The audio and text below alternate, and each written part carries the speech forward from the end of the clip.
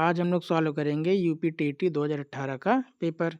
पहला question, Kohler यह सिद्ध करना चाहता था कि सीखना ऑप्शन नंबर 1 या एक ऐसी स्थिति है जिसमें व्यक्ति पशु से श्रेष्ठ है।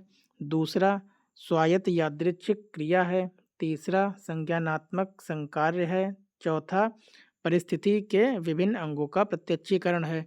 तो इसका कौन सा आंसर सही होगा? इसका ऑप्शन नंबर 3 सही होगा कि ये क्या है, एक संज्ञानात्मक संकार्य है।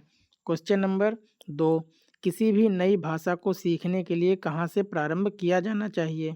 ऑप्शन नंबर 1, अक्षरों व शब्दों के मध्य साहचर्य से। ऑप्शन नंबर 2, वाक्यों के निर्माण से। थर्ड, शब्दों के निर्माण से, या उपयुक्त में से कोई नहीं। तो इसका पहला ही हो जाएगा, अक्षरों व शब्दों के साहचर्य से। क्वेश्चन नंबर 3, समावेशी कक्षा में किस प्रकार के छात्र शामिल होते हैं? पहला, केवल विशिष्ट छात्र। दूसरा, सामान्य और विशिष्ट छात्र। तीसरा, केवल सामान्य छात्र। या चौथा, बहुशाली और प्रतिभाशाली छात्र। तो इसका सेकंड ऑप्शन सही हो जाएगा, सामान्य और विशिष्ट छात्र। क्वेश्चन नंबर 4, अधोलिखित में गणित संबंधी अधिगम अक्षमता को कौन सा पद परिभाषित करता है? नीरसता संबंधी दोष, पठन दोष, गणना दोष, या उपयुक्त में से कोई नहीं। तो कौन सा हो जाएगा? गणित का गणना से हो जाएगा। क्वेश्चन नंबर 5, समावेशीकरण की सफलता के लिए आवश्यक है। क्या आवश्यक है? पहला ऑप्शन, क्षमता निर्माण का अभाव। दूसरा, अभिभावकों की भागीदारी का ना होना। तीसरा, अलगाव। चौथा, संवेदनशीलता। तो क्या हो जाएगा इसका आंसर? चौथा, संवेदनशीलता। क्वेश्चन नंबर 6, निम्न में से संवेग का तत्व नहीं है। पहला, व्यवहारात्मक। दूसरा, दैहिक। तीसरा, संज्ञानात्मक। और चौथा, संवेदी। तो कौन सा अंग नहीं है? संवेदी। क्वेश्चन नंबर 7, संज्ञानात्मक क्षेत्र का सही क्रम है। ज्ञानात्मक, अनुप्रयोग, अवबोध, विश्लेषण, संश्लेषण और मूल्यांकन। तो इसमें कौन सा सही है? ऑप्शन नंबर डी, ज्ञान, अवबोध, अनुप्रयोग, विश्लेषण, संश्लेषण और फिर क्या होता है? मूल्यांकन होता है। क्वेश्चन नंबर 8, निम्न में से कौन सा अच्छे शिक्षण की विशेषता नहीं है? स्वेच्छाचारी, जनतांत्रिक, सहानुभूतिपूर्ण, वांछनीय सूचनाएं देने वाला। तो कौन सा हो जाएगा इसमें? स्वेच्छाचारी हो जाएगा, जो सिर्फ अपने अकॉर्डिंग ही काम करता है, बच्चों के से उसे मतलब नहीं है। क्वेश्चन नंबर 9, अभिप्रेरणा का प्रत्यक्षा सिद्धांत किसके द्वारा दिया गया था? विक्टर ब्रूम, मॉस्लो, हर्जबर्ग या स्किनर। तो ये किसने दिया था? विक्टर ब्रूम ने दिया था। क्वेश्चन नंबर 10, अधिगम व्यवस्थापक प्रतिमान किस परिवार से संबंधित है? पहला, व्यक्तिगत। दूसरा, सामाजिक अंतरक्रिया। तीसरा, सूचना प्रक्रियाकरण। चौथा, व्यवहार परिमार्जन। तो क्या हो जाएगा? सी। इसका ऑप्शन नंबर सी हो जाएगा, सूचना प्रक्रियाकरण हो जाएगा। क्वेश्चन नंबर 11, कौशलों के स्थानांतरण के लिए कौन सा उपयोगी है? पहला, कौशल अंतरण एक गति है ना कि उद्देश्य। दूसरा, रेखीय अभिक्रम। तीसरा, शाखीय अभिक्रम। और चौथा है तैयारी और अर्जन। तो इसका क्या हो जाएगा? पहला ऑप्शन सही हो जाएगा, कौशल अंतरण एक गति है ना कि उद्देश्य है। क्वेश्चन नंबर 12, निम्न में से कौन सा शिक्षण सूत्र नहीं है? सरल से कठिन की ओर, अनिश्चित से निश्चित की ओर, दृश्य से अदृश्य की ओर, निगमन से आगमन की ओर। तो ये कौन सा हो जाएगा? चौथा हो जाएगा। ये किसने दिया था? ये हर्बर्ट स्पेंसर ने दिया था। उन्होंने 11 प्रकार के बताए थे, जिसमें सरल से कठिन की ओर था, ज्ञात से अज्ञात की ओर, स्थूल से सूक्ष्म की ओर, पूर्ण से अंश की ओर, अनिश्चित से निश्चित की ओर, दृश्य से अदृश्य की ओर, विशिष्ट से सामान्य की ओर, विश्लेषण से संश्लेषण की ओर, मनोवैज्ञानिक क्रम से तर्कसंगत की ओर, अनुभव से युक्त की ओर और प्रकृति का अनुसरण। उन्होंने 11 प्रकार के शिक्षण सूत्रों का उल्लेख किया था। क्वेश्चन नंबर 13, सूक्ष्म शिक्षण चक्र का प्रथम पद होता है प्रतिपुष्टि, शिक्षण, योजना बनाना या प्रस्तावना। तो क्या होता है इसका? इसका होता है योजना बनाना। क्वेश्चन नंबर 14, निम्न में से कौन सा अवबोध स्तर के शिक्षण में शामिल है?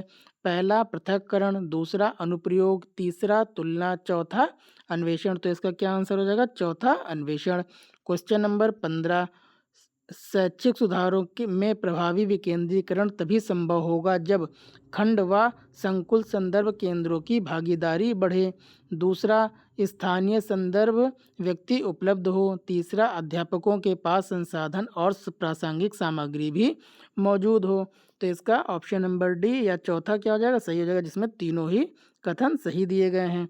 क्वेश्चन नंबर 16, एक छात्र पढ़ रहा है, उसका नाम लेकर किसी ने बुलाया, निम्न में से किस संवेदना द्वारा वह छात्र अपनी अनुक्रिया प्रकट करेगा? पहला, दृष्टि संवेदना, दूसरा स्पर्श संवेदना, तीसरा ध्वनि संवेदना, चौथा प्रत्यक्षण संवेदना। तो क्या हो जाएगा? उसने सुना है तो ये ध्वनि संवेदना हो जाएगा।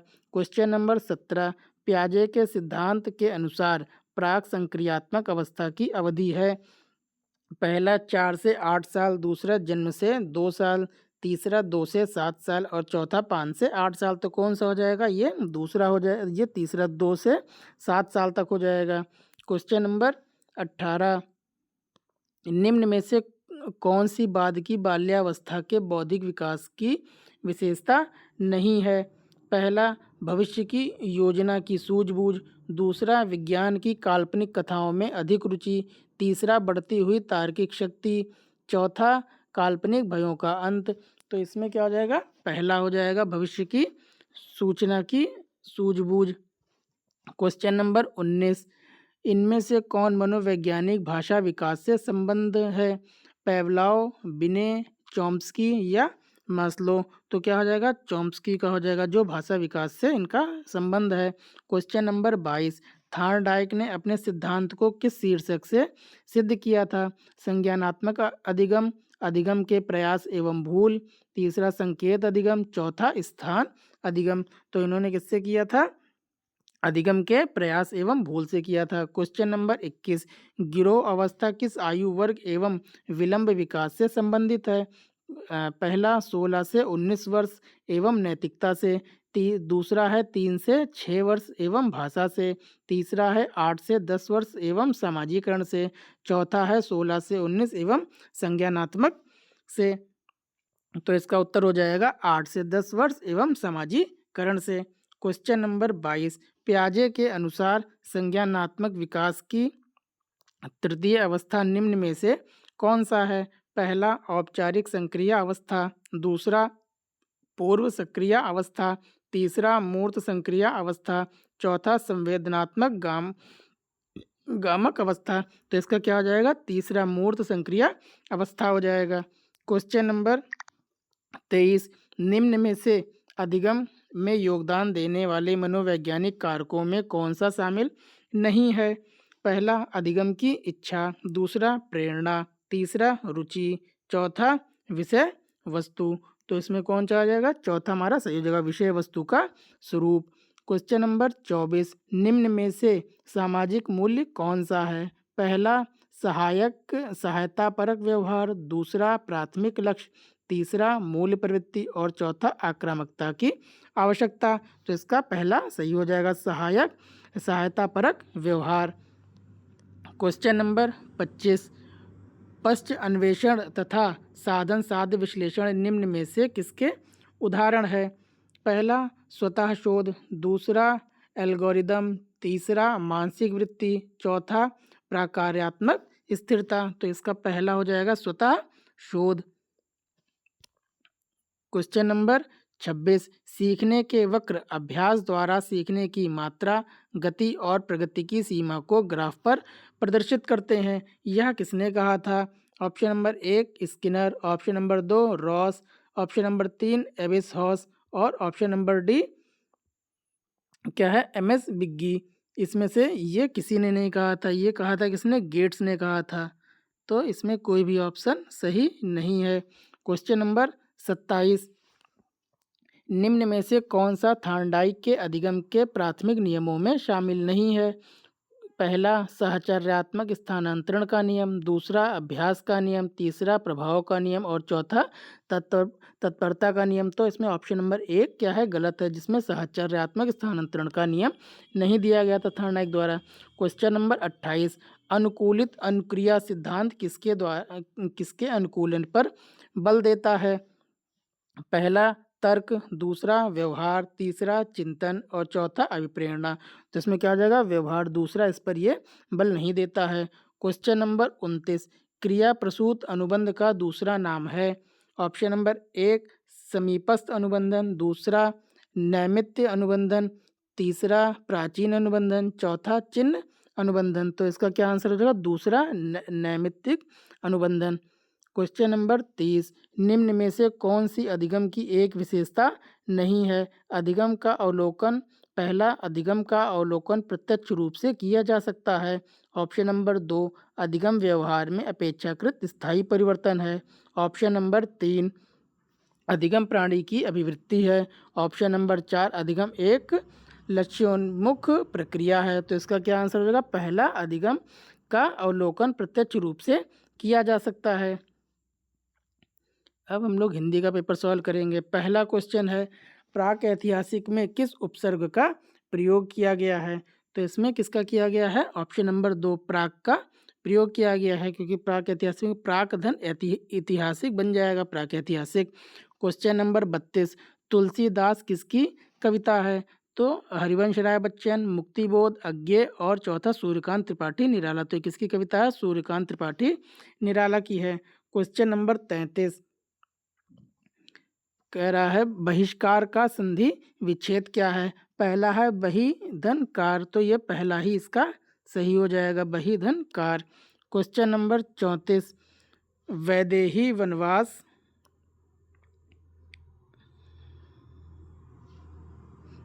वनवास किसकी रचना है? Option number 1 Ayodhya Singh Upadhyay Hariaudh, option number 2 Ramdhari Singh Dinkar, option number 3 Maithili Sharan Gupt, option number 4 Shridhar पाठक। तो इसका सही उत्तर क्या हो जाएगा, ऑप्शन नंबर 2 अयोध्या सिंह उपाध्याय हरिऔध हो जाएगा।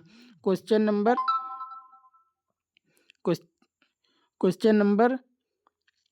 35, निम्न में से पुल्लिंग शब्द का चयन कीजिए। पखावज, पहिया, लिखावट या मझधार। तो इसमें क्या आ जाएगा, पुल्लिंग क्या है, पहिया है। क्वेश्चन नंबर 36, इसमें हम लोग को पैराग्राफ पढ़ना है, गद्यांश को पढ़ के। संप्रेषण कला क्या नहीं है? स्पष्टता, आत्मविश्वास, विषय की अच्छी पकड़ और प्रभावशाली भाषा में अपने विचारों और अपनी भावनाओं को व्यक्त करना ही संप्रेषण कहलाता है। तो उसमें क्या है, स्पष्टता, आत्मविश्वास, विषय की अच्छी पकड़ और प्रभावशाली भाषा। तो प्रभावशाली भाषा दिया गया है, अलंकरण नहीं दिया गया है, और क्या आत्मविश्वास और विचारों की भावनाओं को व्यक्त करना ये भी दिया गया है, आत्मविश्वास भी है। तो इसमें क्या अलंकरण नहीं है, तो यही वाला दूसरा ऑप्शन सही हो जाएगा। क्वेश्चन नंबर 37, संप्रेषण कला का विकास किससे होता है? जो निरंतर अभ्यास से निखारी जा सकती है। किससे होता है, निरंतर अभ्यास से होता है। तो ऑप्शन नंबर 2 सही हो जाएगा। क्वेश्चन नंबर 38, निम्न में से संयुक्त व्यंजन कौन सा नहीं है? त्रा, या, छा और ज्ञा। तो क्या हो जाएगा, इसमें या नहीं है, ऑप्शन नंबर 2 सही हो जाएगा। क्वेश्चन नंबर 39, मृत्युंजय पद में कौन सा समास है? पहला बहुव्रीहि, दूसरा द्विगु, तीसरा कर्मधार, चौथा द्वंद्व। तो इसमें कौन सा नहीं है, बहुव्रीहि समास नहीं है। तो इसका ऑप्शन नंबर 1 हो जाएगा। क्वेश्चन नंबर 40, अलंकार में किस उपसर्ग का प्रयोग है? अलन, अल, अल या अलम। तो इसका क्या हो जाएगा, ऑप्शन नंबर 4 अलम इसका हो जाएगा। क्वेश्चन नंबर 41, यह पुस्तक किसकी है? में रेखांकित शब्द का पद परिचय दीजिए। गुणवाचक विशेषण पुस्तक विशेष एक वचन, दूसरा सार्वनामिक विशेषण पुस्तक विशेष से एक वचन स्त्रीलिंग, तीसरा सर्वनाम एक वचन स्त्रीलिंग, चौथा संबोधन अव्यय। तो इसका कौन सा सही हो जाएगा, ऑप्शन नंबर, इसका ऑप्शन यह सार्वनामिक विशेषण एक वचन और स्त्रीलिंग है, तो इसका ऑप्शन नंबर क्या हो जाएगा, दूसरा सही हो जाएगा। क्वेश्चन नंबर 42, विश्लेषण शब्द का विलोम होगा। ऑप्शन नंबर 1 व्याख्या, ऑप्शन नंबर 2 विवेचन, ऑप्शन नंबर 3 संश्लेषण और ऑप्शन नंबर 4 विभाजित। तो इसका हो जाएगा संश्लेषण, इसका ऑप्शन नंबर 3 सही हो जाएगा। क्वेश्चन नंबर 43, जिनका उच्चारण ऊपर के दांतों पर जीभ लगाने से होता है उसे क्या कहते हैं। पहला है मूर्धन्य, दूसरा है कंठ, तीसरा है दंत और चौथा है अनुनासिक। तो इसका उत्तर क्या हो जाएगा, दंत, ऑप्शन नंबर 3 हमारा सही हो जाएगा। क्वेश्चन नंबर 44, निम्न लिखित में से ऊष्म व्यंजन कौन कौन से हैं। ऑप्शन नंबर ए पहला है चा, छा और जा, दूसरा है शा, शा और सा, तीसरा है आ, बा और सा, चौथा है या, रा, ला। तो कौन सा आ जाएगा, ऊष्म व्यंजन शा, शा और सा होते हैं, तो ये इसका सही आंसर हो जाएगा। क्वेश्चन नंबर 45, अत्यधिक का विलोम लिखिए। पहला है अनधिगत, दूसरा है अत्यल्प, तीसरा है अत्यधिक, चौथा है अनाधीन। तो इसका ऑप्शन 2 सही हो जाएगा, अत्यल्प हो जाएगा। क्वेश्चन नंबर 46, रित का विलोम है। ऑप्शन नंबर 1 विकीर्ण, ऑप्शन नंबर 2 अनित्र, ऑप्शन नंबर 3 वक्र, ऑप्शन नंबर 4 अनैक्य। तो इसका क्या हो जाएगा, पहला ही अनित्य हो जाएगा, अनित्य, ऑप्शन नंबर 2 दिया गया है। क्वेश्चन नंबर 47, संकल्प शब्द में उपसर्ग है, तो इसमें क्या उपसर्ग है, इसको क्या बनाएंगे, संकल्प को सम धन कल्प हो जाएगा, तो क्या बनेगा, सम बनेगा, तो ऑप्शन नंबर 2 इसका क्या हो जाएगा, सही हो जाएगा। क्वेश्चन नंबर 48, मुझसे खड़ा भी नहीं हुआ जाता है, इस वाक्य का वाच्य होगा, क्या होगा, पहला ऑप्शन है कृतवाच्य, भाववाच्य, कर्मवाच्य या अन्य। तो इसमें क्या हो जाएगा, इसमें भाववाच्य हो जाएगा, क्योंकि इसमें क्या बताया जा रहा है कि वह खड़ा नहीं हो पा रहा, इसमें भावनाएं व्यक्त हो रही हैं। क्वेश्चन नंबर 49, तद्भव और इसके तत्सम का कौन सा मेल गलत है। पहला लुनाई लावण्यता, दूसरा लौंग इसका लवंग, तीसरा है आंत और इसका अंत्र है, और क्या, और लास्ट का है आयशु या आदेश है। तो इसका कौन सा सही हो जाएगा, ऑप्शन नंबर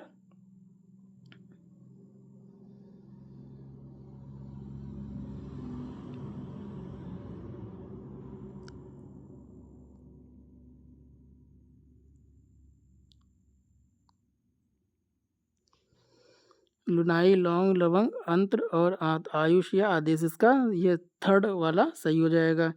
क्वेश्चन नंबर 50, लेखक और उसकी रचना का कौन सा जोड़ा गलत है। पहला स्कंदगुप्त लक्ष्मी नारायण मिश्र, दूसरा है संस्कृति के 4 अध्याय रामधारी सिंह दिनकर, तीसरा है रसज्ञ रंजन आचार्य महावीर प्रसाद द्विवेदी, चौथा है अशोक के फूल आचार्य हजारी प्रसाद द्विवेदी।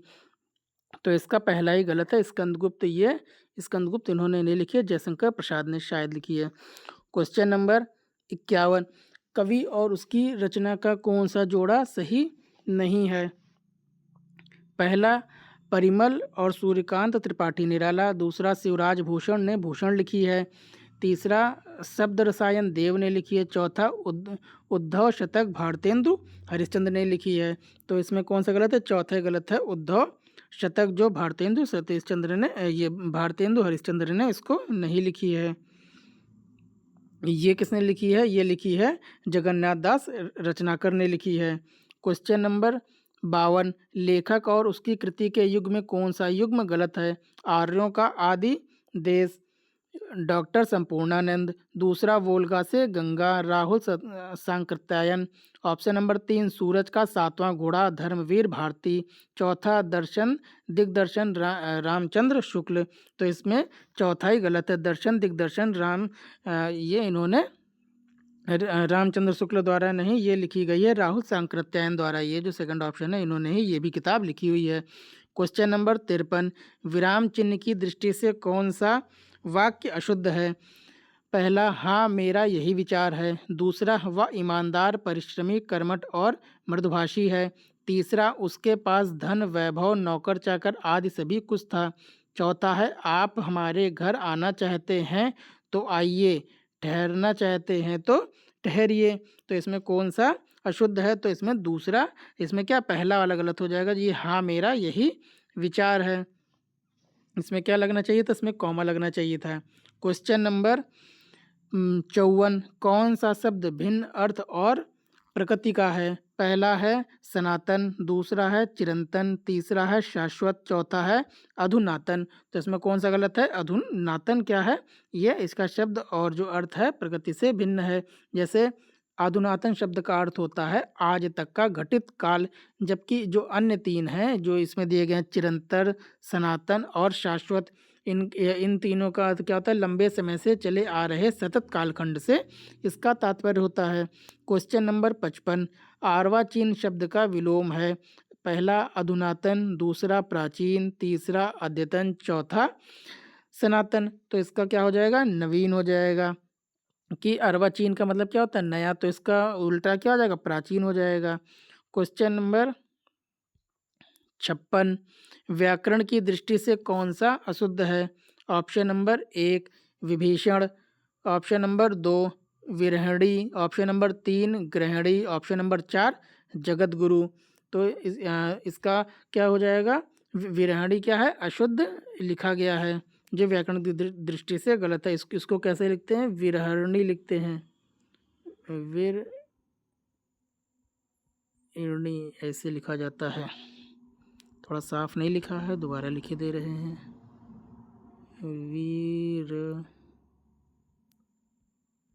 विरहणी इस प्रकार से लिखते हैं। क्वेश्चन नंबर 57, निम्न में से कौन सा युग्म गलत है? पहला मुट्ठी गर्म करना, रिश्वत देना, सही है। दूसरा लुटिया डूबना, सारा काम चौपट हो जाना, ये भी सही है। तीसरा सब्ज बाग दिखलाना, हरा भरा करना। चौथा है माई का लाल साहसी व्यक्ति। तो इसमें कौन सा गलत हो जाएगा? तीसरा ही गलत हो जाएगा, सब्ज का बाग दिखलाना। इसका अर्थ होता है लालच देकर बहकाना।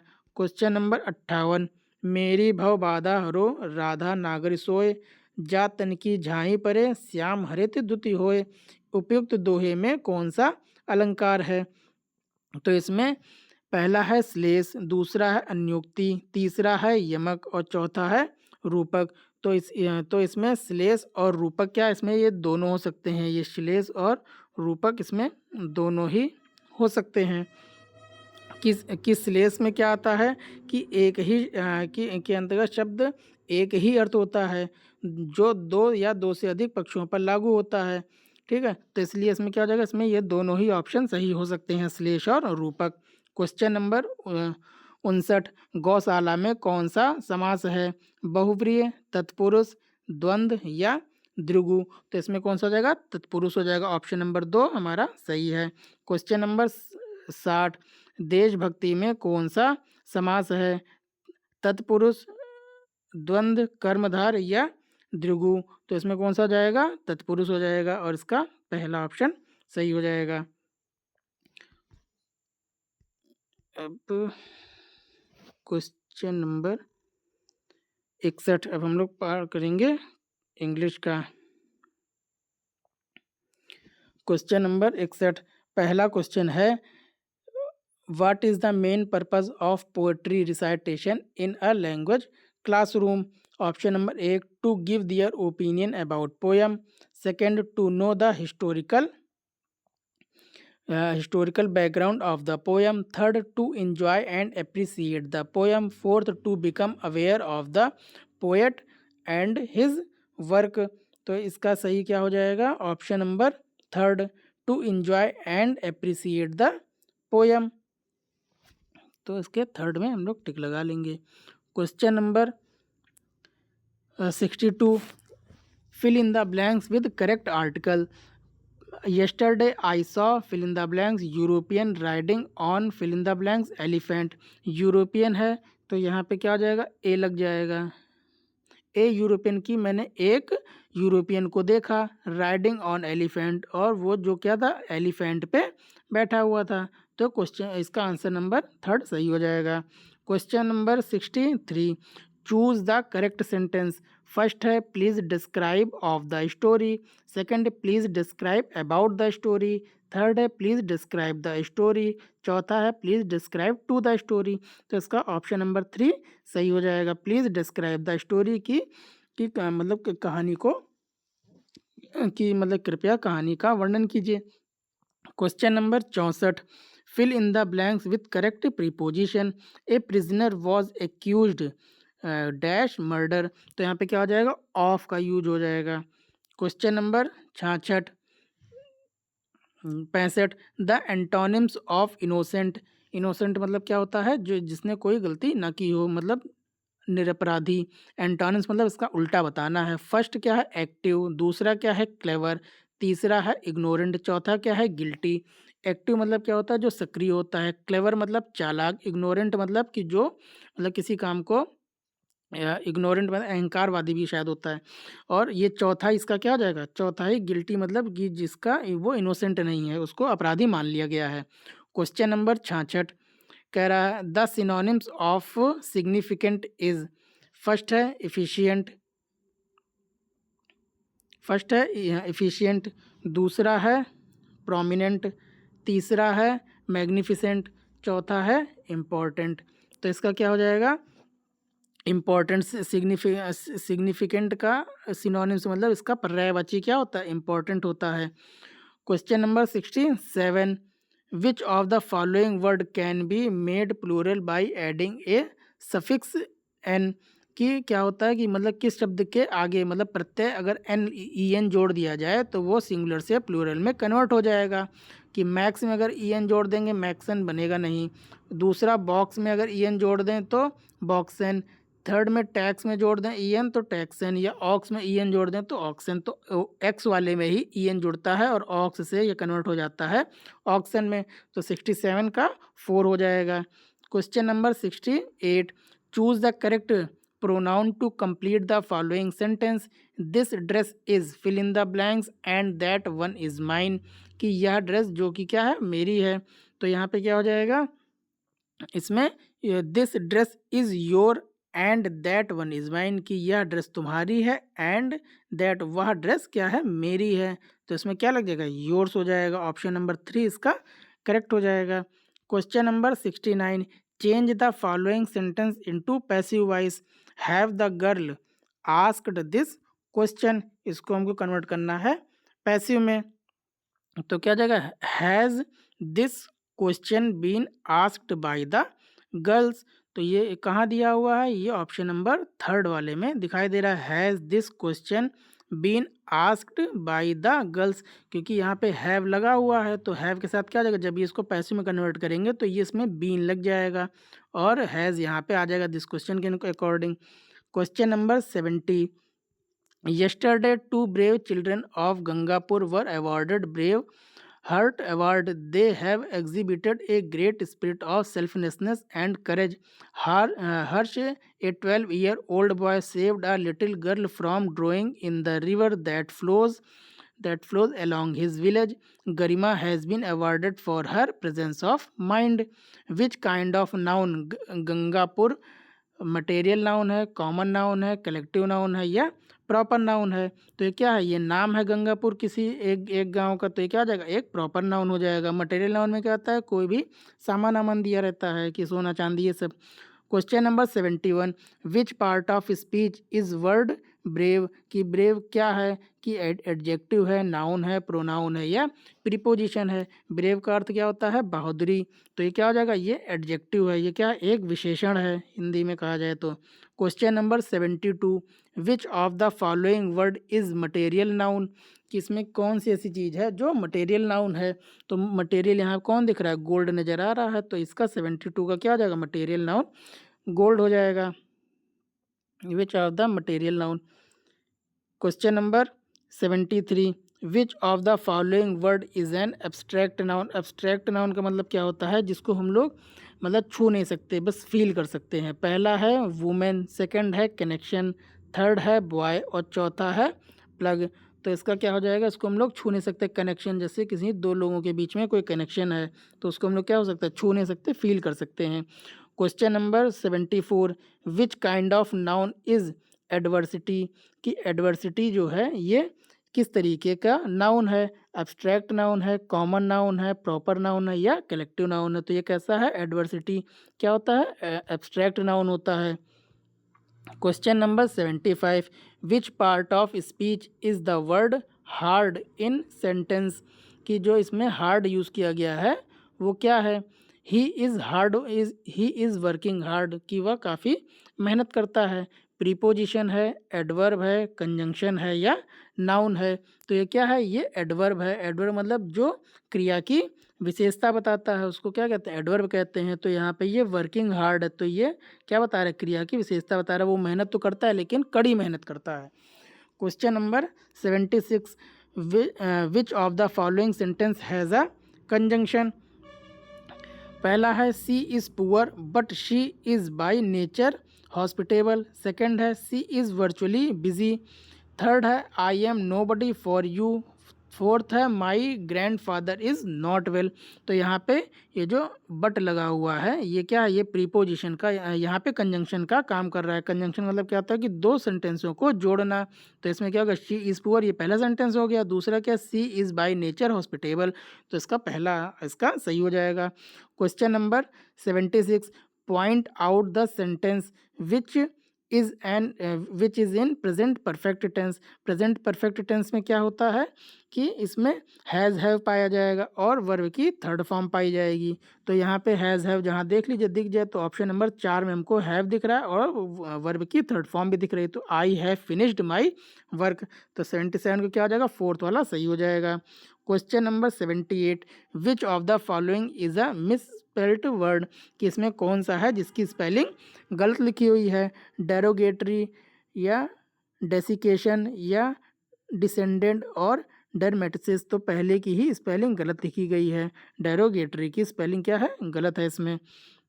Question number 79, which of the following sentence has a transitive verb, कि इसमें पूछ रहा है कि इसमें कौन सी ऐसी वर्ब है जो ट्रांजिटिव वर्ब है। जैसे हम लोग सकर्मक और अकर्मक क्रिया पढ़ते हैं तो जिसमें क्या होगा कि जिसमें कर्म दिया होगा वो ट्रांजिटिव वर्ब हो जाएगा और जिसमें कर्म नहीं दिया होगा वो क्या हो जाएगा? इनट्रांजिटिव वर्ब हो जाएगा। जैसे पहला है सी राइट वेल, की वह अच्छा लिखती है। She walk in the morning daily. He is running very fast, वह काफ़ी तेज़ दौड़ता है। I killed A snack last night. तो इसमें कौन 79 में फोर्थ हो जाएगा, क्योंकि क्या है इसमें ऑब्जेक्ट दिया गया है। जैसे कि इसमें आई हो गया सब्जेक्ट, किल्ड हो गया वर्ब और स्नैक जो हो गया ये क्या हो गया? ये हमारा ऑब्जेक्ट हो गया। बाकी में यहाँ सब्जेक्ट दिया हुआ है, ये वर्ब दी गई है। यहाँ सब्जेक्ट दिया गया है, ये वर्ब दी गई है। यहाँ सब्जेक्ट दिया गया है और ये वर्ब दी गई है। बाकी ऑब्जेक्ट और किसी में नहीं है, सिर्फ फोर्थ वाले में क्या है? ऑब्जेक्ट दिया गया है। तो इसीलिए क्या हो जाएगा? ये फोर्थ वाला हमारा ट्रांजिटिव वर्ब हो जाएगा। इसी को सकर्मक क्रिया कहते हैं जिसमें कर्म दिया गया हो। तो इसका हम लोग ऑप्शन नंबर 4 टिक लगा लेंगे। Question number 80, which of the following sentence is negative, कि कौन सा सेंटेंस इसमें है जो कि निगेटिव में है? He does not listen to me. I come from a rich family. You can do all this in no time. They are very gentle people. तो इसमें क्या दिया गया है? They are very gentle people. तो इसमें पहले में ही हमको नॉट नज़र आ रहा है कि यहाँ पे डज नॉट लगा हुआ है, तो यही हमारा क्या हो जाएगा? नेगेटिव सेंटेंस हो जाएगा। क्वेश्चन नंबर 81, क्वेश्चन नंबर 81, ठीक है।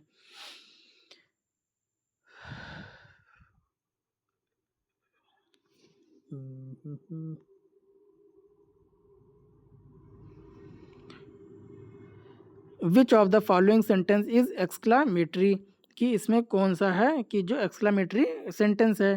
पहला, which is your favourite book, कि तुम्हारी कौन सी किताब फेवरेट है। Second, what a piece of work is man, किसने क्या बेहतरीन काम किया है। थर्ड है, what do you know about ancient time, की आप क्या प्राचीन भारत के बारे में आप क्या जानते हैं। और चौथा है, his cruelty knew no bounds, की इसकी क्रूएल्टी की कोई भी सीमा नहीं है। तो इसका कौन सा हो जाएगा? ये सेकंड वाला हो जाएगा। What a piece of work is man, कि उसने क्या बेहतरीन काम किया। एक्सक्लामेटरी में ये मार्क अगर आपको दिखाई दे जाए तो ये आप समझ जाएंगे कि ये हमारा एक्सक्लामेटरी है। जिसमें आपको आश्चर्य का अनुभव होगा वो हमारा क्या जाता है? एक्सक्लामेटरी सेंटेंस होता है। क्वेश्चन नंबर 82 या 82, point out the complex sentence. पहला है she does not sing. Second है they are very wise people. Third है यू नो मी वेल।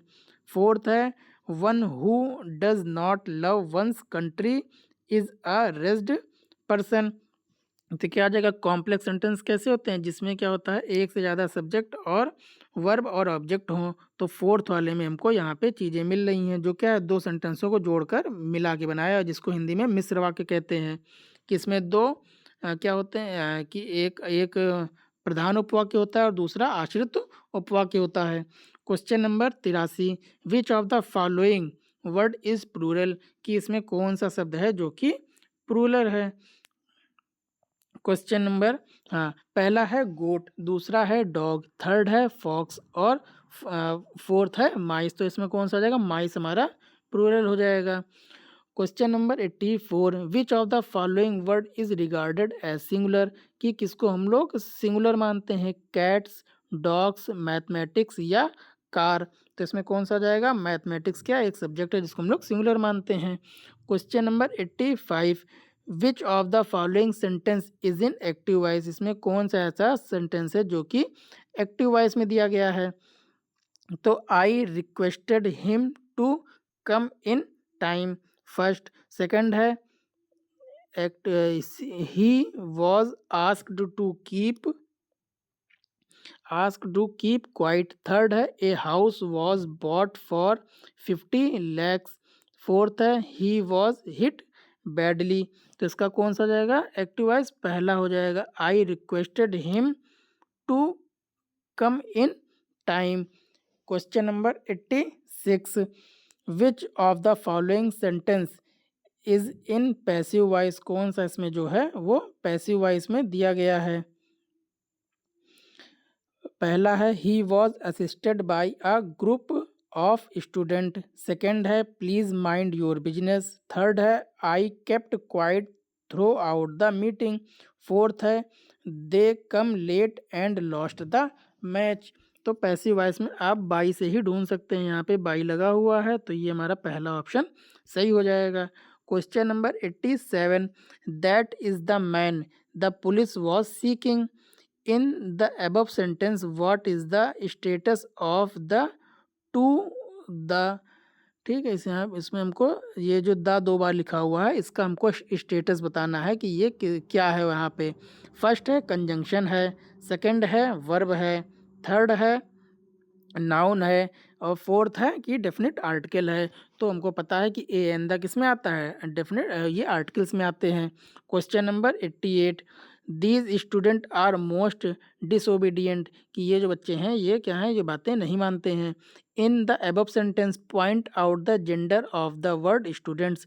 कि इसमें जो स्टूडेंट्स दिया गया है इनका कौन सा जेंडर है, मैस्कुलिन है, ये पुरुषवाचक है या क्या है, सेकेंड है फेमिनिन जेंडर है या स्त्रीलिंग है, थर्ड क्या है कॉमन जेंडर है, फोर्थ क्या है नन ऑफ एबव है। तो ये क्या हो जाएगा, ये कॉमन जेंडर हो जाएगा कि बच्चों का कोई भी लिंग नहीं होता है, कि उसमें कोई भी बच्चे आ सकते हैं, लड़का या लड़की कोई भी हो जाएगा। Question number 89, in the sentence he was going along the road. कि वह रोड के किनारे चल रहा था। पॉइंट आउट द टेंस, ये कौन सा टेंस है, पास्ट कंटिन्यूअस है, प्रेजेंट परफेक्ट है, पास्ट परफेक्ट है या फ्यूचर इंडेफिनिट है। तो हमको यहाँ पे वॉज दिखाई दे रहा है तो वॉज से हम लोग जान जाएंगे ये क्या आ जाएगा, पास्ट हो जाएगा। और यहाँ पे इसकी आईएनजी फॉर्म लगी हुई है या वर्ब की फोर्थ फॉर्म लगी हुई है या वर्ब की आईएनजी फॉर्म है तो क्या आ जाएगा, पास्ट कंटिन्यूअस हो जाएगा। Question number 90, language learning starts from. कि भाषा का सीखना कहाँ से शुरुआत होता है, लिसनिंग से, राइटिंग से, रीडिंग से या स्पीकिंग से। तो सुनने से होता है, लिसनिंग से होता है। कि बच्चा कैसे सीखता है, जब छोटा होता है तो घर में रहते रहते सुनते सुनते वो भाषा सीख जाता है, उसको हिंदी आ जाती है स्कूल जाने से पहले ही। क्वेश्चन, अब हम लोग संस्कृत का भी पार्ट कर लेते हैं। क्वेश्चन नंबर 61, व्यंजन संधि का उदाहरण है। पहला है सज्जन, दूसरा है साधुतम, तीसरा है पावकः, चौथा है जलौध। तो इसका क्या हो जाएगा व्यंजन संधि, पहला हो जाएगा सज्जन, सज्जन क्या हो जाएगा, ये व्यंजन संधि है। क्वेश्चन नंबर 62, उत्तम पुरुष से संबंधित सर्वनाम शब्द है। वयम, युवाम, सह, तस्मिन। तो इसका क्या हो जाएगा, वयम हो जाएगा उत्तम पुरुष में। सात होते अहम, आवाम, वयम, ये बहुवचन में हो जाता है लास्ट वाले में कि उत्तम पुरुष का बहुवचन है ये। क्वेश्चन नंबर 63, 63, गृह धातु में में रिक्त प्रत्यय को योग करने पर रूप बनता है। किसका बनता है? धृत का, धृत्वा का, धरति का या दति का। तो पहला धृति का बनता है। क्वेश्चन नंबर 64 छंदानुगत शिक्षण प्रणाली होती है। पहला व्याकरण की, दूसरा पद्य की, तीसरा गद्य की, चौथा कथा की। तो ये किसकी होती है? पद्य की होती है। ये छंद किसमें पाए जाते हैं? कविताओं में पाए जाते हैं। क्वेश्चन नंबर 65 शुद्ध वाक्य है। अहम गृहम गच्छति, सह गृहम गच्छसि, त्वः गृहम गच्छति, त्वम गृहम गच्छसि। तो इसका कौन सा सही हो जाएगा? चौथा सही है, त्वयम गृहम गच्छसि। क्वेश्चन नंबर 66 विनेपि पदे कः संधि। इसमें कौन सी संधि है? पर रूप, अयादि, पूर्व रूप या यण। तो इसमें कौन संधि हो जाएगी? पूर्व रूप संधि हो जाएगी।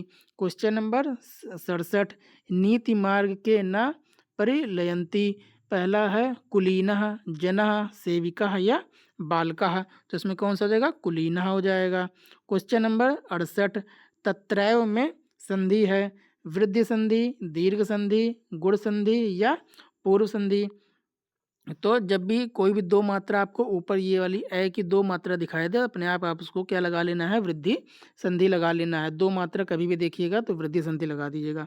क्वेश्चन नंबर 69 संस्कृत के अयोग वह वर्णों की संख्या है। 6 है, 5 है, 4 है या 3 है। तो कितनी है? 4 है। क्वेश्चन नंबर 70 अनुरूपम में समास है। अव्ययी भाव समास है, द्वंद्व समास है, बहुव्रीहि समास है या तत्पुरुष समास है। तो ये अव्ययी भाव समास है। अव्ययी भाव में क्या होता है कि आगे वाला जो पद होता है वो महत्व, उसका अधिक महत्व होता है। क्वेश्चन नंबर 71 कौन सा स्वर ह्रस्व नहीं है? ली, री, उ या औ। तो कौन सा हो जाएगा? इसमें औ हो जाएगा। ऑप्शन नंबर 4 हमारा सही हो जाएगा। क्वेश्चन नंबर 72 सहयुक्त प्रधान्य सूत्र किस विभक्ति का बोधक है? तृतीया विभक्ति, द्वितीया विभक्ति, पंचमी विभक्ति या चतुर्थी विभक्ति। तो इसमें पहला तृतीया विभक्ति सही है। क्वेश्चन नंबर 73 बालकावपि शब्द का संधि विच्छेद होगा। बालका धनवपि, बालको धन अपि, बालका धन आवापि या चौथा बालका धन अपि। तो इसका दूसरा बालको धन अपि सही हो जाएगा।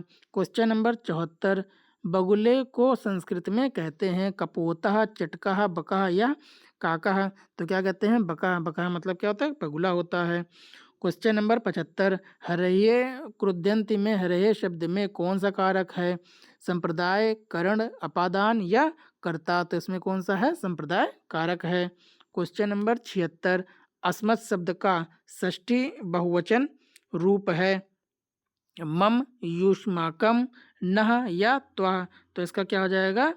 नह हो जाएगा। ऑप्शन नंबर 3 इसका सही हो जाएगा। का बहुवचन है, षष्ठी बहुवचन।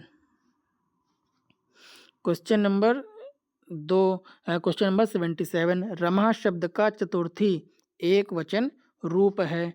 रमाये, रमाय, रमया या रमये। तो पहला ही इसका सही हो जाएगा। क्वेश्चन नंबर 78 पितृ शब्द का सप्तमी एक वचन रूप है। पितः, पित्रे, पितरी या पित्रयामी। तो इसका तीसरा पित्रे सही हो जाएगा। क्वेश्चन नंबर 79 इक प्रत्यय के अंतर्गत वर्ण आते हैं।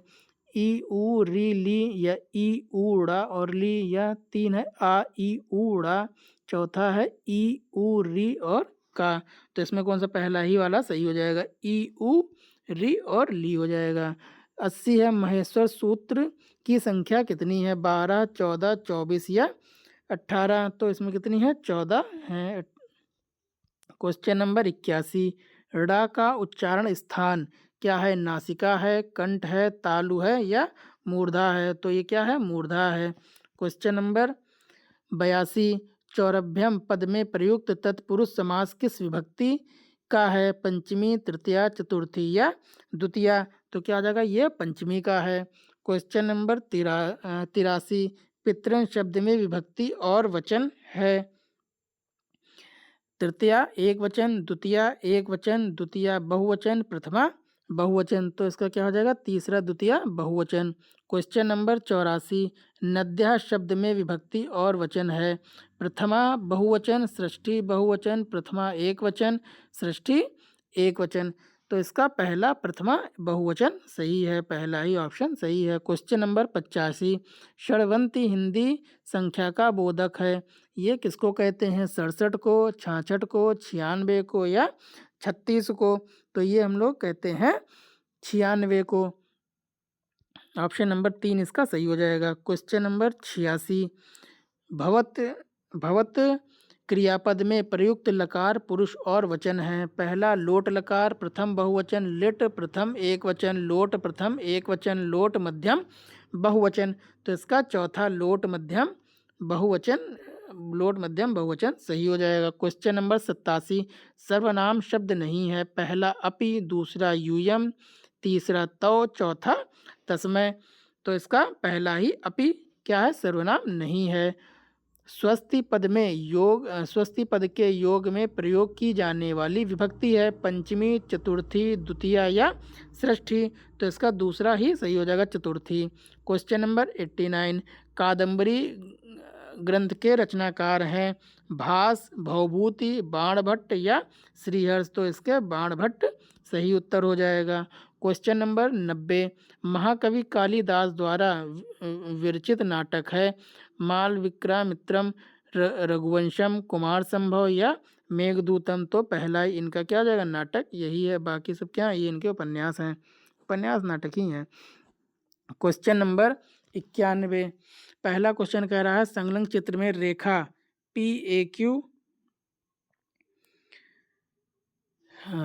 PAQ वृत्त को ए पर स्पर्श करती है तथा ABCD एक चक्रीय चतुर्भुज है। तो इसमें क्या निकालना? CAQ दिया गया है, CAQ ये दिया गया है 70 है और ABC पूछा गया है। तो इसको आप सीधे निकाल सकते हैं, 180 में से 70 माइनस कर देंगे, आ जाएगा 110। तो ये आपका हो जाएगा 110, इसका आंसर हो जाएगा। चक्रीय चतुर्भुज का है, क्योंकि ज़्यादा बड़ा बताएंगे तो हो नहीं पाएगा। वही यहाँ पे 90 बनेगा, उसके अकॉर्डिंग बनेगा। तो पहला वाला क्या हो जाएगा? सही हो जाएगा। क्वेश्चन नंबर 92, यदि 8 पेन का क्रय मूल्य 6 पेन के विक्रय मूल्य के बराबर है तो लाभ प्रतिशत बताइए। तो इसको आप ऐसे ही लिख लीजिएगा। कह रहा है कि 8 पेन है, 8 पेन का क्या है? क्रय मूल्य है, और 8 पेन का क्रय मूल्य किसके बराबर है? 6 पेन के विक्रय मूल्य के बराबर है। ठीक है, तो यहाँ पे क्रय यहीं रहने दीजिएगा और बटे में विक्रय, क्रॉस मल्टीप्लाई करते हैं ना दूसरी तरफ ले जाके, तो इसका विक्रय इधर ले आइएगा। 6 यहाँ है, 8 उतार के इधर ले आइएगा। तो क्रय कितना हो गया? 6 हो गया। विक्रय कितना हो गया? 8 हो गया। मतलब इसमें क्या हो रहा है? लाभ हो रहा है, ये तो पता चल गया है। और कितने का लाभ हो रहा है? 2 रुपये का लाभ हो रहा है। तो लिखेंगे 2, और फिर क्या करेंगे? फिर क्रय मूल्य कितना है? क्या होता है? लाभ बटे क्रय मूल्य गुणे 100 होता है। तो 2 से 6 को काटेंगे आएगा 3, 3 से 100 को काटेंगे क्या आएगा? 33.33 आएगा, या 33 सही 1/3 आएगा। तो ये वाला ऑप्शन देखिए किसी में दे रहा है 33 सही 1/3। तो पहला ही ऑप्शन हमारा दे रहा है, तो इसमें हम लोग पहले ऑप्शन में टिक लगा देंगे। पहला हमारा क्या हो जाएगा? सही हो जाएगा। अगला क्वेश्चन कह रहा है क्वेश्चन नंबर 93, निम्न में से कौन सी परिमेय संख्या 3/5 और 4/5 के मध्य नहीं आती है? तो ठीक है, के मध्य में लानी है, तो इसको अगर जोड़ के आधा कर देते हैं तो 7/10 नहीं आती है, या 2/3 नहीं आती है, 19/30 नहीं आती है, या 16/30 है। तो हम लोग क्या करना है? अगर इसको हम लोग गुणा कर लेते, अगर जैसे 7/10 करना है तो दुगना कर लेते दोनों को। अगर 7/10 में देखना है तो 6/10 हो जाता है ये, और इसको दुगना करते तो ये 8/10 हो जाता है। तो मतलब 7/10 इसके बीच में आ जाएगा। तो ये तो सही है, ये नहीं हो सकता है। ठीक है, फिर 19/30 करना है, मतलब नीचे हम लोग 30 कर लें, तो नीचे 5 दिया गया, 5 छक 30, और ऊपर कर लेंगे 6 18 हो जाएगा, नीचे 30 हो जाएगा। ऊपर अगर इसमें भी 6 से करेंगे तो 6 चौक 24 हो जाएगा, और नीचे 6 पंचे 30 हो जाएगा। तो इसमें भी 19/30 क्या इनके बीच में आ जा रहा है। 2/3 वाला करके देखते हैं, 2/3 बनेगा, 2/3 अलग करना पड़ेगा, और 6 18, ये 2/3, और ये है 16/30 है। तो अगर 3 के पहाड़े में 16 तो नहीं आएगा, 16 लाना है, तो 5 छक 30 हो जाता, 5 छक 30 हो गया, और 6 चौक 24 हो गया, और 6 18 हो गया, 6 पंचे 30 हो गया। तो ये 16/30 को, तो ये 16/30 नहीं आ रहा है, तो ये 16/30 ही हमारा क्या हो जाएगा, उत्तर हो जाएगा। क्वेश्चन नंबर 94 कह रहा है यदि 3 पेन 2 पेंसिल और 4 रबड़ का मूल्य 92 रुपये है, यदि 8 पेंसिल और 18 रबड़ का मूल्य इतना है, तब 24 पेन का मूल्य बताइए। तो ठीक है, लिख लीजिए। पेन को हम मान लेते हैं x, 3 पेन है, 2 पेंसिल हैं, इसको y मान लेते हैं, और 4 रबड़ हैं, इनको हम z मान लेते हैं। ये कितने मिल रहे हैं, सब 92 रुपये में। अब कह रहा है कि 8 पेंसिल पेंसिल को हमने y माना था, 8 पेंसिल और 16 रबड़, ये कितने में मिल रहे हैं, ये 68 रुपये में मिल रहे हैं। तो अगर हम लोग इसको क्या कर लें, अगर 2y और 4z है, अगर 4 से हम लोग उसको भाग कर दें ये सेकंड वाले को, तो क्या हो जाएगा, ये 2 4 से भाग करेंगे 2y, 4z, और 4 से करेंगे 4 एक करने हम 4, 2 बचा, 7 चौक 28। तो 2y 4z की वैल्यू कितनी आ रही है, 17 आ रहा है। तो यही 17 हम लोग इस वाले में रख देंगे। तो 3x ऐसे रहेगा, प्लस 17 बराबर 92। तो 3x बराबर, तो 92 में से 17 घटा देंगे, तो घटा दीजिए। 12 में से 7 जाएगा, बचेगा 5, 8 में से 1 जाएगा, बचेगा 7। 3x बराबर 75, तो x बराबर 3 से इसको भाग दे देंगे, 3 दूनी 6, 1 बचा, 3 बचे 15। मतलब एक पेन का मूल्य, हाँ पेन पूछ रहे ना, हाँ एक पेन का मूल्य आ गया 25 रुपये। तो पूछ कितने का रहा है, 24 पेन का पूछ रहा है, तो 24 गुणे 25 हम लोग कर लेंगे।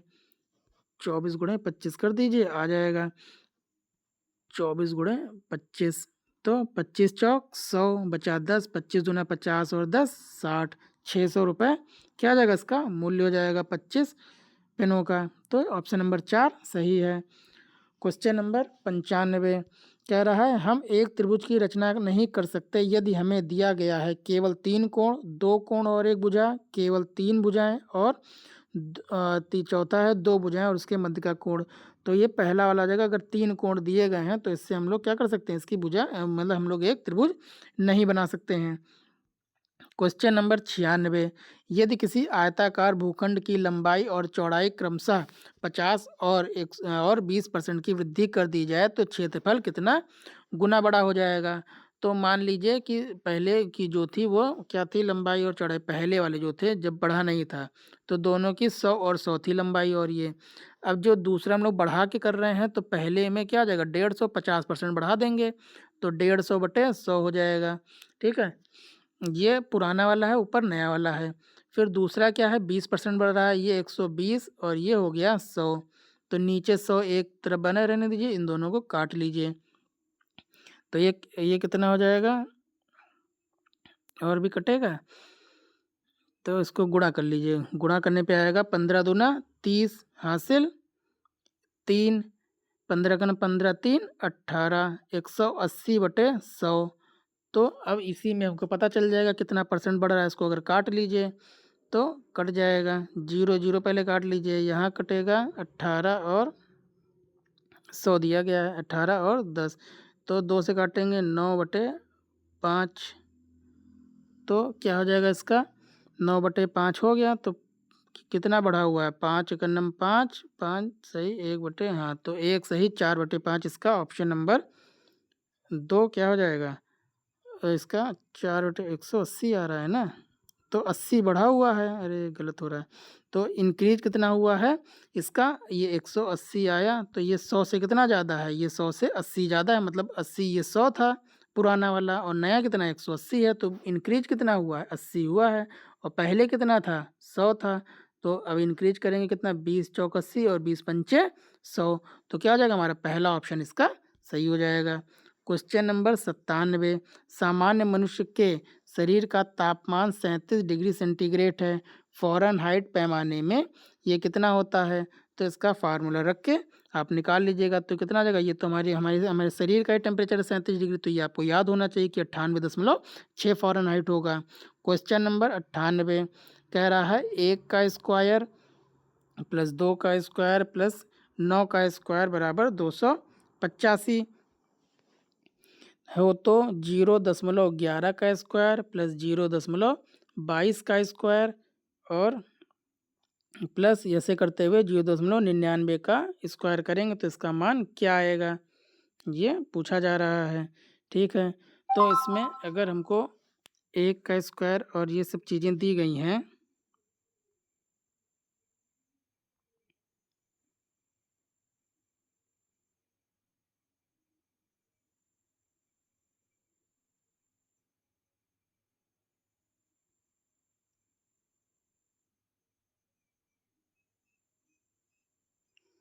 तो इसको हम लोग पहले दशमलव में कन्वर्ट कर लीजिए, चाहिए तो आप अगर करना चाहें तो पहले इसको हम लोग जो क्वेश्चन दिया है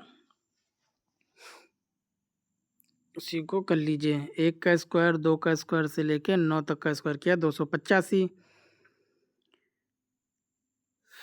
तो इसको हम लोग कर लेंगे कि अगर 0.11 से शुरुआत करनी है, 0.11 इसको हम लोग 0.11 को क्या लिख सकते हैं, 11/100 लिख सकते हैं, दो संख्या पर है। 11/100 का स्क्वायर 22/100 का स्क्वायर और ऐसे करते हम लोग कहाँ तक जाएंगे, 99/100 तक के स्क्वायर तक जाएंगे।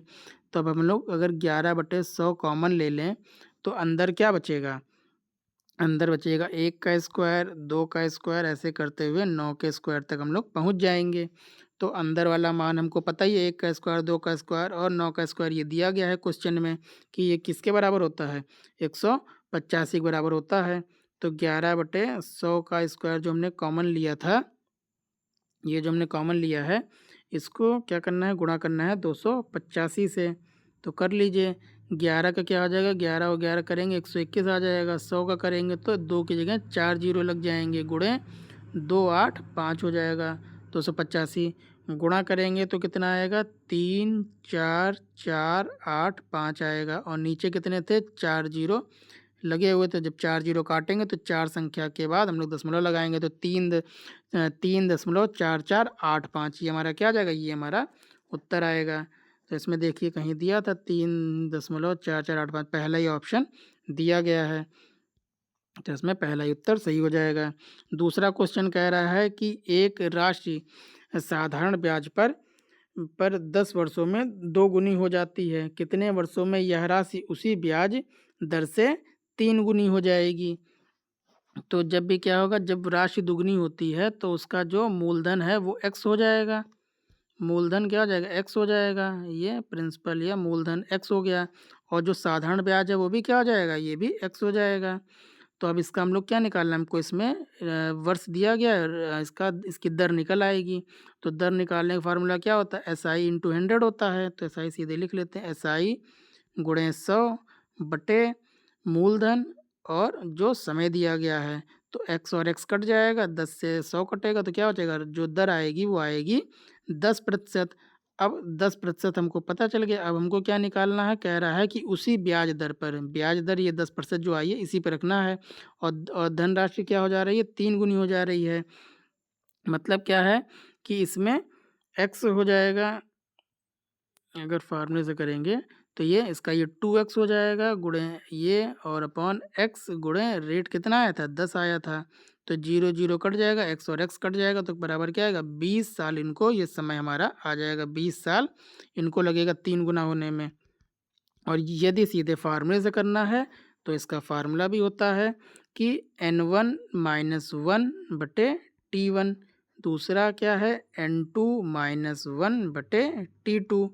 तो पहला क्या है 2 वर्ष में था, ठीक है, और 1 कर लेना है बटे 10 साल में, मतलब 10 साल में हो रहा था। दूसरा क्या है, दूसरा 3 गुना करना है, कितना गुना करना है और 1 घटा देंगे, और समय कितना है, समय हमको t2 ही निकालना है।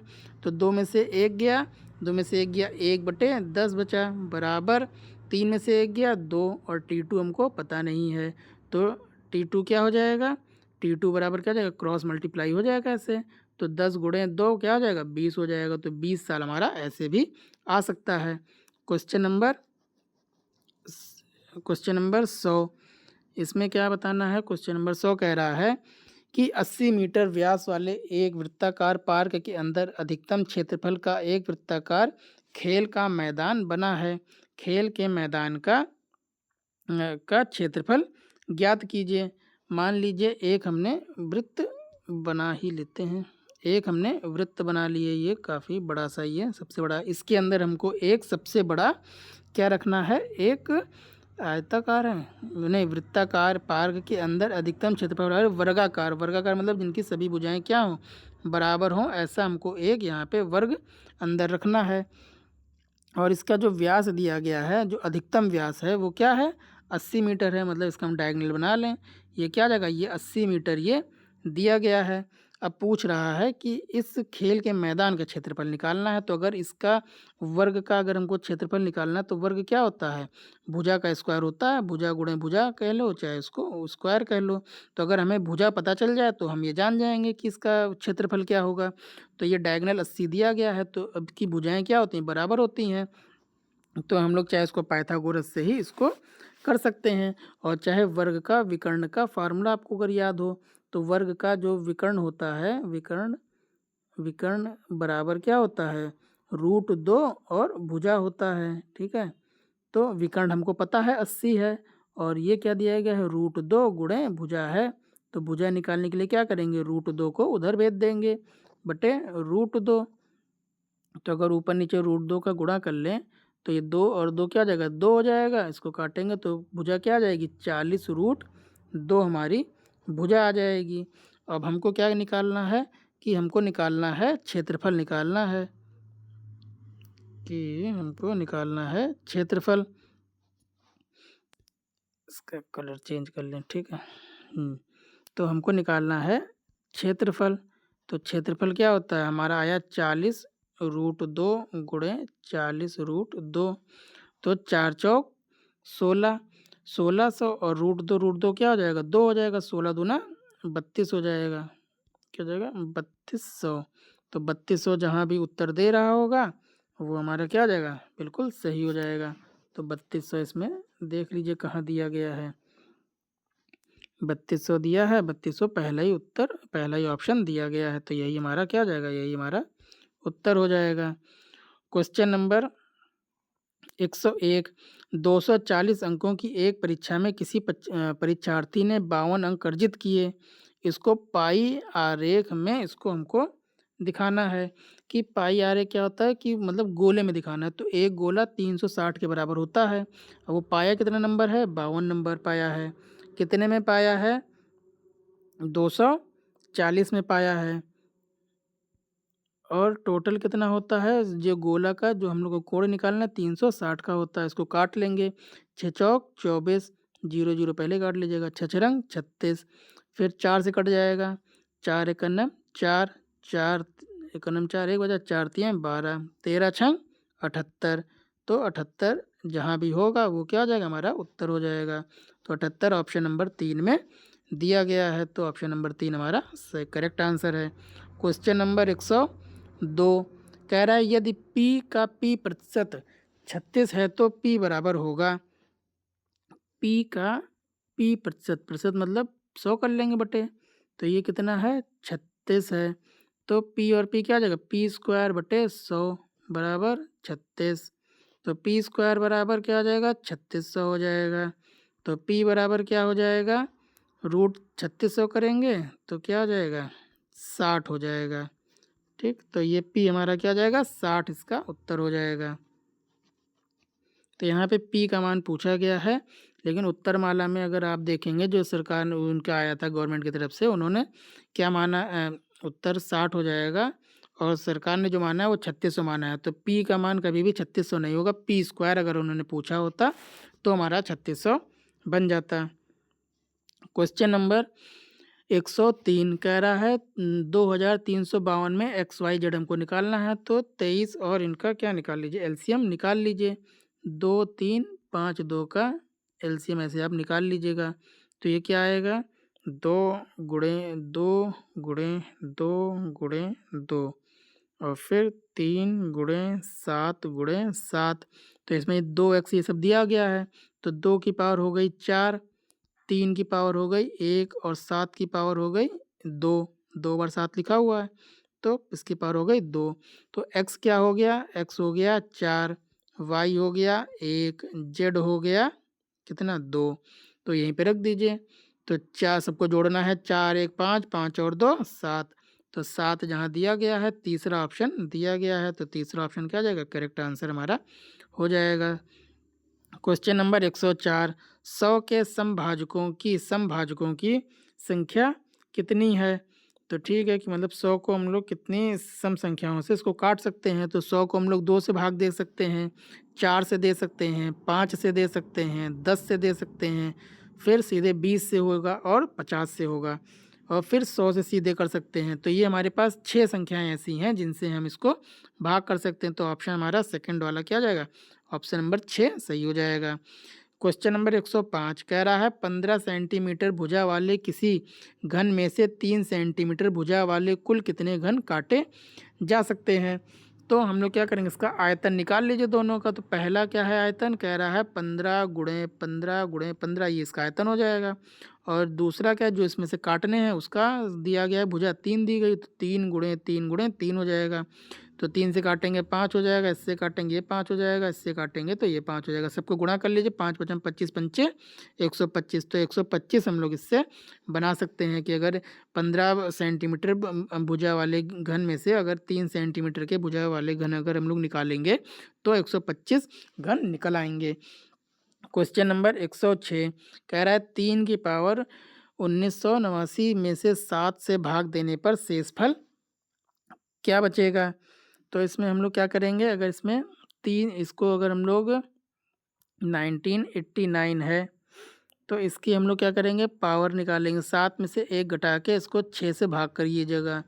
तो जब 7 से इसको भाग करेंगे तो क्या 6 से भाग करेंगे, छतियाँ 18, 1 बचा, छतियाँ 18 और 6 का नम 6 बचा, 3 बच गया, इसकी पावर जो 3 बच गई। तो 3 पावर बची है, 3 त्रिका 9 त्रिक 27, 27 को अगर हम लोग 7 से भाग करें तो क्या आएगा, 7 त्रिक 21, तो बचा कितना, 6 बचा। तो ऑप्शन हमारा क्या हो जाएगा, 6 अगर ऑप्शन दे रहा है तो वो हमारा सही उत्तर हो जाएगा। तो ऑप्शन नंबर थर्ड क्या है, सही है। क्वेश्चन नंबर 107, एक बहुभुज के अंतःकोणों का योग 2160 है, तो बहुभुज की भुजाओं की संख्या बताइए। तो इसका फार्मूला होता है x-2, ये x मान लीजिए, चाहे उसको n कर लीजिएगा। n क्या होता है, भुजा की संख्या होता है, गुणे 180 बराबर ये क्या 2160, जो भी कोण दिया गया है वो होता है। तो x हमको ये निकालना है या n निकालना है, जो भी x-2, तो 180 को उधर भेज देंगे, तो 2160 बटे 180, तो ये कट जाएगा। 18 से सीधे कटेगा, 18 से कट जाएगा, 18 एक का नम 18 बचा, 3 18 दूना 36, 12 हो गया। तो x-2 बराबर क्या हो गया, 12। तो x बराबर 2 उधर चला जाएगा, हो जाएगा 14। तो इसकी टोटल भुजाएं कितनी हो जाएंगी, इसकी भुजाएं 14 हो जाएंगी। तो 14 इसमें आंसर में कहीं दिया गया है, दिया गया है, पहले ऑप्शन है, ये सही हो जाएगा। कह रहा है सबसे छोटी ऋणोत्तर संख्या ऋणोत्तर अभाज्य पूर्णांक है, 0 है, 1 है, 2 है या 3 है। तो सबसे छोटा कौन सा हो जाएगा, 2 हो जाएगा, क्योंकि जो एक संख्या होती है ना तो वो भाज्य होती है ना ही अभाज्य होती है, तो उसको हम लोग किसी में नहीं रखते हैं, इसी वजह से क्या जाएगा, वो हमारा नहीं बनेगा। क्वेश्चन नंबर 109 कह रहा है इसमें हमको क्या करना है, इसको जोड़ के बताना है। तो जोड़ने में क्या कीजिएगा, तो इसमें 1 1 11 111 और 1111, इसको पहले अलग से जोड़ लीजिएगा। जो आएगा आपका उसमें जो भी आएगा उसमें क्या करना, आधा आधा 4 बार लिखा है उसको में 2 जोड़ दीजिएगा, तो आपका उत्तर आ जाएगा। और वैसे भी जोड़ लीजिए, देखिए 1 है, अंतिम संख्या जोड़िए, 1 2 3 और 4, 4 मतलब इकाई का स्थान 4 हो गया, लेकिन बाद में हमको 2 जोड़ना है। तो इकाई 4 और 2 6, अंतिम में क्या आना चाहिए, 6 आना चाहिए। इसमें चारों ऑप्शन में सिर्फ एक में ही 6 आ रहा है, तो ऑप्शन नंबर 2 क्या हो जाएगा, हमारा सही हो जाएगा। तो पूरा जोड़ना भी नहीं है, ऑप्शन सही, आप इसको सॉल्व कर सकते हैं। क्वेश्चन नंबर 110, यदि सभी प्राकृतिक संख्याएं a और b के लिए a ये इसको माना जाता है, ये ठीक है। तो अगर 9 और 10 है, मतलब a और b क्या है, a हमारा 9 है, b हमारा 10 है। तो अच्छा ठीक है, इसी के फॉर्म में रख लेना है। तो क्या हो जाएगा, a का स्क्वायर कीजिएगा, पहले 9 का स्क्वायर हो जाएगा, फिर 10 का स्क्वायर हो जाएगा, माइनस ab 9 गुणे 10। तो 9 का स्क्वायर 81, 10 का स्क्वायर 100, और 9 और 10 का क्या करेंगे, गुणा करेंगे तो हो जाएगा 90। तो 100 और इसको जोड़ेंगे, इसको घटा लीजिए, 100 में से 90 गया, बचा 10, 10 और 81 में जोड़ेंगे क्या हो जाएगा 91। तो इसका आंसर क्या हो गया 91। तो 91 हमारा तीसरा ऑप्शन दिया गया है, तो तीसरा ऑप्शन हमारा करेक्ट हो जाएगा। क्वेश्चन नंबर 111, यदि x और y शून्येतर वास्तविक संख्याएं हैं तो x square plus x y plus y square, पहला है हमेशा धनात्मक होगा, दूसरा हमेशा ऋणात्मक होगा, तीसरा एक्स वाई के कुछ मानों के लिए शून्य है, चौथा है का मान धनात्मक और ऋणात्मक दोनों हो सकता है। तो इसका ऑप्शन नंबर 3 क्या है, हमेशा धनात्मक होगा। ठीक है, ऑप्शन नंबर क्या हो जाएगा, इसमें दोनों ही धनात्मक ही होना चाहिए। ठीक है, तो ये एक्स और वाई क्या होगा, इसमें क्या लगा दिए हम, धनात्मक ऋणात्मक, पहला क्या हमेशा धनात्मक होगा। क्वेश्चन नंबर 112 कह रहा संलग्न चित्र में हमको देखकर बताना है कि इसमें स्टार की जगह क्या भरा जाएगा। ठीक है, तो पहला कह रहा है बीच में 7, बीच वाला ढूंढना है। तो देखिए 4 और 3 जोड़ रहे हैं 7 आ रहा है, 6 और 1 जोड़ रहे हैं 7 आ रहा है, 3 और 2 जोड़ेंगे 5 आएगा, 4 और 1 जोड़ेंगे 5 आएगा, 8 और 7 15 होता है, 9 और 6 15 होता है, 6 और 5 11 होता है, 7 और 4 11 होता है, तो 11 ही आंसर हो जाएगा। क्वेश्चन नंबर 113, यदि किन्हीं दो प्राकृतिक संख्याओं ए और बी, यदि प्राकृतिक संख्याओं ए और बी के लिए ए बी 125 है तो बी ए क्या होगा, मतलब ए, मतलब कह रहा है ए की पावर बी बराबर 125। तो 125 को हम लोग क्या लिख सकते हैं, 5 की पावर 3 लिख सकते हैं, तो 5 हो गया ए और बी हो गया 3। अब यहाँ पूछ कह रहा है कि बी की पावर ए करना है, तो मतलब 3 की पावर आपको 5 कर देनी है, 3 की पावर 5 का मतलब 3 को 5 बार गुणा करना है। तो 3 को 5 बार अगर हम लोग गुणा करेंगे तो क्या आएगा, तो 3 3 त्रिका 9, 9 त्रिक 27 और 27 तिया 81 और 81 तिया 243। तो इसका क्या हो जाएगा आंसर, 243 हो जाएगा। तो इसका ऑप्शन नंबर ए हमारा सही हो जाएगा। क्वेश्चन नंबर 114, 1 से 10 तक की सभी प्राकृतिक संख्याओं से विभाजित होने वाली सबसे छोटी प्राकृतिक संख्या कौन सी है। तो सबसे छोटी प्राकृतिक संख्या निकालनी है, 1 से मतलब 1 से लेकर 10 तक की चाहिए। तो 1 से तो सभी संख्याएं कट जाएंगी, 2 से भी सब कट जाएंगी। इसमें आप एक पहले क्या कर लीजिए, 1 से 10 तक है तो इसमें अभाज्य संख्याएं देखिए कौन कौन सी हैं। तो अभाज्य संख्याएं 3 हो जाएंगी, 5 है, 7 है और 9 तो कट ही जाएगा, 8 भी कट जाएगा। तो इन तीनों से आप करके देख लीजिए, 5 से तो सभी संख्या क्योंकि अंतिम में 0 दिया गया तो 5 काट दीजिए। 7 से देख लीजिए, पहले 7 से पहली संख्या नहीं कटेगी, अंतिम भी नहीं कटेगी, ये दोनों कट जा रही हैं, तो ये 7 का नियम फॉलो कर रही हैं। ठीक है, और 3 का नियम भी दोनों फॉलो कर रहे हैं, तो इसमें कौन सा होगा, क्योंकि छोटी संख्या पूछे सबसे छोटी संख्या फॉलो दोनों कर रही है, तो ये तीसरा आंसर हमारा सही हो, क्योंकि 2520 का ही दुगना क्या है 50 40 है, तो ये हमारा तीसरा ऑप्शन क्या जाएगा करेक्ट हो जाएगा। क्वेश्चन नंबर 115 देखते हैं, कह रहा है यदि 4/8/2017 को शुक्रवार है तब 61 दिनों के बाद कौन सा दिन आएगा। चलिए सीधे 61 दिन ही दे दिए तो आसान कर दिए, 68 61/7 से, क्योंकि 7 दिन बाद क्या होता है दिन रिपीट होते हैं, 7 से काटेंगे तो 7 8 56, 8 56 में कितने दिन बचे, 5 दिन एक्स्ट्रा बचे। तो मतलब इस दिन तक तो शुक्रवार रहेगा, शुक्रवार से आगे आप 5 दिन जोड़ लीजिए। तो शुक्रवार, शनिवार, रविवार, सोमवार, मंगलवार, बुधवार। ठीक है, तो अगला दिन जो होगा बुधवार के बाद वाला वो इन्हीं का होगा। तो कौन सा इसका ऑप्शन हो जाएगा, ऑप्शन नंबर बुधवार, जो तीसरा वाला है यही हमारा क्या जाएगा बुधवार सही हो जाएगा। क्वेश्चन नंबर 116 कह रहा है कि दिए गए चित्र में से, इसको पहले मिटा दें, हाँ दिए गए चित्र में दिया गया है ए बी, कह रहा है ये पैरेलल है इसके, और ए बी पहले सी डी के है और y - x हमको निकालना है। ठीक है, तो y - x हम लोग निकाल देंगे। शुक्रवार के बाद जोड़ेंगे शनिवार, रविवार, सोम, मंगल, बुध, बुध। ठीक है, तो बुध ही होगा, सही है। अब इसमें हम लोग कर रहे हैं, हाँ ये मिटाना था, ये मिटा नहीं, ठीक है। इसमें हमको क्या निकालना है, a b y minus x करना है, ठीक। तो अगर ये 110 का कोण है तो ये भी 110 का कोण होगा। अगर ये और ये क्या हो जाएंगे, सेम कोण हो जाएंगे। अगर 110 का हो गया तो वाई कितना हो जाएगा, 180 में से क्या होगा, ये एक सीधी लाइन है, तो 180 में से 110 घटाएंगे तो क्या आएगा, 70 डिग्री हो जाएगा। तो वाई हमारा क्या आ गया, 70 अंश का कोण बन गया। अब अगर ये 120 है तो ये भी क्या होगा, 120 का ही होगा। ये कितना का था, ये 110 का था। अगर ये 120 का है तो ये एक स्ट्रेट लाइन है, तो 120 और 180 में से 120 घटा देंगे तो हमारा x आ जाएगा। ये कितना आ जाएगा, 60 आ जाएगा।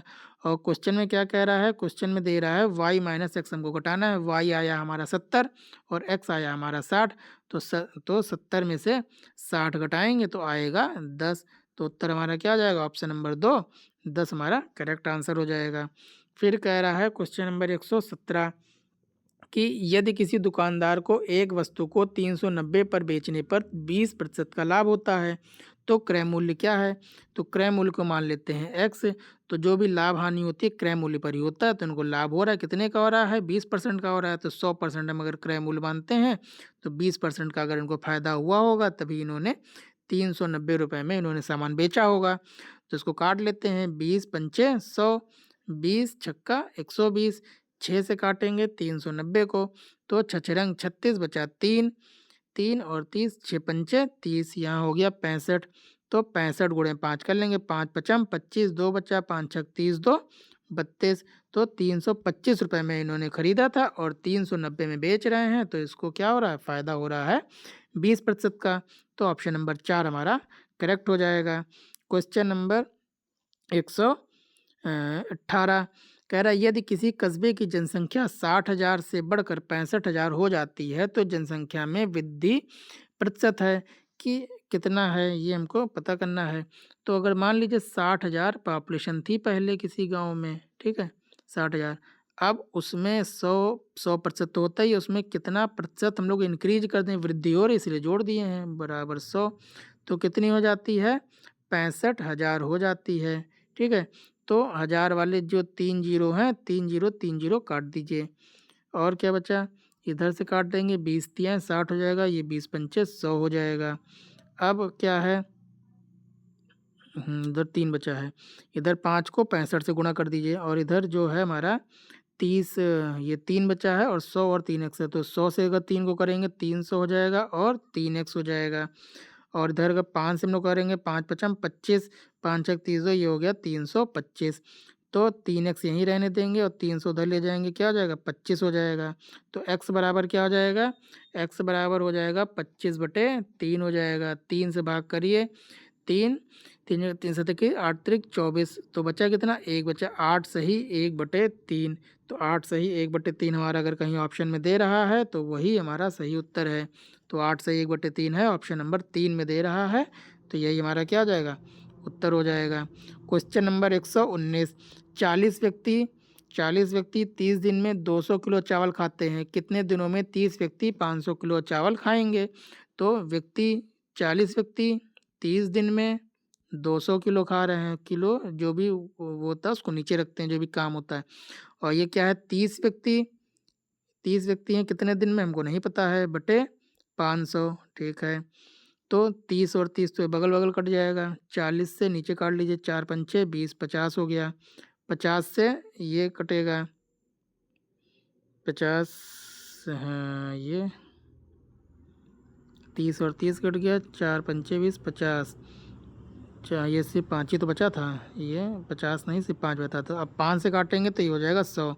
तो कितने दिन में ख़त्म होगा, 100 दिन में ख़त्म होगा। तो आंसर हमारा 100 देखिए दिया गया, बिल्कुल दिया गया है, तो ऑप्शन नंबर 4 इसका सही हो जाएगा। क्वेश्चन नंबर 120 कह रहा है कि एक समचतुर्भुज के विकर्णों की लंबाई 16 सेंटीमीटर तथा 12 सेंटीमीटर है, तो समचतुर्भुज की भुजा होगी। कि समचतुर्भुज मतलब क्या होता है, रोम्बस होता है, रोम्बस जिनकी क्या होती है, चारों भुजाएं बराबर होती हैं, पर वर्ग की तरह क्या होता है, इनमें 90 अंश का कोण नहीं बनता है, बस कि ये ऐसे टेढ़ा बनेगा, लेकिन क्या होता है, सभी भुजाएं इनकी बराबर होती हैं। कह रहा है जो ये विकर्ण है, ये कितना दे दिया, दोनों विकर्ण दिया है। एक विकर्ण है 16 का और एक कह रहा है 12 का है। ठीक है, तो जो विकर्ण होंगे उनकी, ये अगर एक विकर्ण 16 का है तो इसका आधा क्या हो जाएगा, 8 हो जाएगा, और इनका क्या हो जाएगा, 6 हो जाएगा। तो अब हम लोग ध्यान से देखें तो ये क्या बन जाएगा, ये बीच वाला 90 अंश का कोण बनाएगा यहाँ पे। तो ये एक हमारा पाइथागोरस थ्योरम वाला बन जाएगा कि एक तरफ हो गया 6 सेंटीमीटर, या जो हाँ सेंटीमीटर में ये 8 हो गया। अब पूछ रहा है कर्ण, हमको यही यही भुजा हमको पता चल जाएगी। तो 6 का होता है 36 स्क्वायर, 8 का होता है 64, दोनों को जोड़ेंगे हो जाएगा 100, और इसका स्क्वायर रूट निकालेंगे क्या आ जाएगा 10। तो विकर्ण हो गया 10, मतलब भुजा जो आएगी वो आएगी 10 सेंटीमीटर। हमको निकालना क्या है, भुजा ही निकालनी थी, तो भुजा हमारी आ गई है 10 सेंटीमीटर के बराबर आ गई है। तो क्वेश्चन नंबर 4 ऑप्शन नंबर 4 हमारा सही हो जाएगा। अब क्वेश्चन नंबर 121, किसी वर्णक की उपस्थिति के कारण पौधे हरे होते हैं, मतलब किसके कारण प्लांट जो होते हैं वो हमको हरे दिखाई देते हैं। एंथ्रासाइनिन, कैरोटीनॉइड या लाइकोपीन या क्लोरोफिल। तो क्लोरोफिल के द्वारा हमको हरे दिखाई देते हैं, तो ये सभी को पता है। तो इसका पहला ही आंसर हो जाएगा, क्या हो जाएगा, ऑप्शन नंबर 4। तो ये क्लोरोफिल हो जाएगा। दूसरा कह रहा है कि मानव गतिविधियां जो पृथ्वी पर जलवायु परिवर्तन के लिए जिम्मेदार हैं। पहला एरोसॉल कैन का उपयोग, बिल्कुल सही है। दूसरा है वनों का जलाना, ये भी सही है। तीसरा है कृषि क्रियाकलाप, तो मतलब उपयुक्त तो सभी हो जाएगा, सभी हमारे इसमें क्या है, सही हो जाएंगे। ठीक है, क्वेश्चन नंबर 123 कह रहा है, अंग्रेजी में ही पढ़ लें क्या, which crop belonging to the family Euphorbiaceae is known as producing the biodiesel। किसमें कौन सा ऐसा है जो बायोडीजल को बनाता है, तो जेट्रोफा है जो कि क्या बनाता है, बायोडीजल को बनाता है। क्वेश्चन नंबर 123 क्या हो गया, ये तो हो गया ना 100 जेट्रोफा। क्वेश्चन नंबर 124, जड़ी बूटियों जड़ी बूटियों की रानी भारत की सबसे पवित्र जड़ी बूटी है। इस औषधीय पौधे का हिंदू धर्म में महत्व है और इसका वनस्पतिक साइंटिफिक नाम ओस्मियम सेक्टम है। इसको सामान्यतः किस नाम से जानते हैं, तो इसको हम लोग तुलसी के नाम से जानते हैं।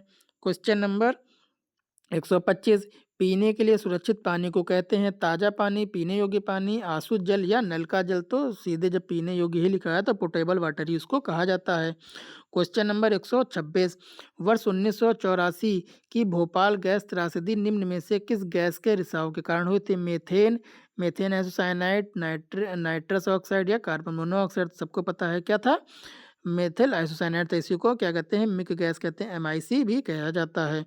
क्वेश्चन नंबर 127, विश्व पर्यावरण दिवस कब मनाया जाता है, सबको पता है 5 जून को मनाया जाता है।